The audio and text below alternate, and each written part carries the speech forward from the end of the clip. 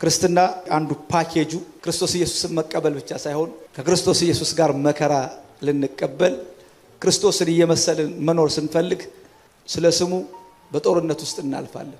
አንደኛ ተሰሎንቄ ጥናት ላይ የእግዚአብሔርን ቃል እንደ ሰው ቃል አልተቀበላችሁምና እንደ እግዚአብሔር ቃል ስለተቀበላችሁን በዚህ ደስ ብሎናል።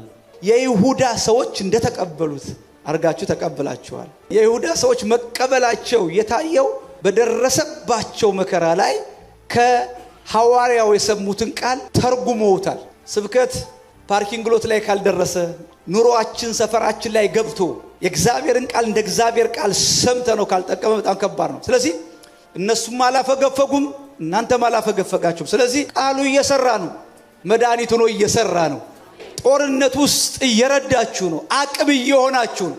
ክርስቶስ ኢየሱስ ልናምን ብቻ ሳይሆን ስለ ስሙ መከራ ልንቀበል ለዚህ ኮሊንጋችን ውስጥ አለ። ክብር ለኢየሱስ ይሁን።